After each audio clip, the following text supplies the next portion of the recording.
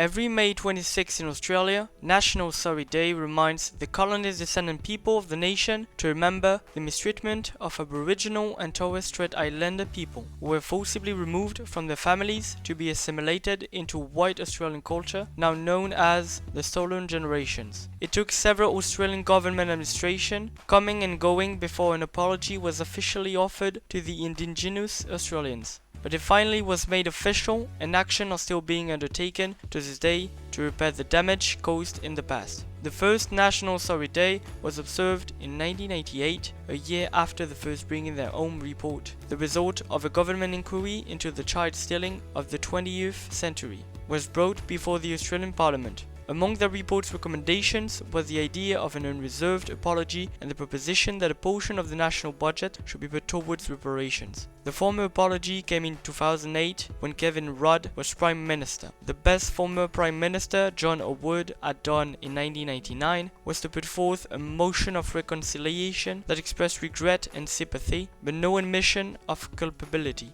In the meantime, there was a motion to rename the day the National Day of Healing, which passed in 2005. It was really Prime Minister Rudd's unreserved apology that really struck a chord in the hearts of Australians. It was his parliament that adopted the goals of the Closing the Gap movement, which focused on the health and equality of Indigenous peoples of all generations. Closing the Gap was run by Oxfam Australia between 2009 and 2019, and that was handed over to Australians for Native Title and Reconciliation and TAR, who still produce an annual report. Since the establishment of Sorry Day, we now recognize another important milestone in Australia history on this date. On 26 May 2017, at the conclusion of the 2017 First Nation National Constitutional Convention at Uluru, Council member Megan Davis delivered the Uluru Statement from the Heart, a consensus document on constitutional recognition developed by a 16-member referendum council of Indigenous and non-Indigenous community leaders. Over a 6-month period, the council traveled to 12 different locations around Australia and met with over 1,200 Aboriginal and Torres Strait Islander representatives, resulting in Uluru Statement from the Heart.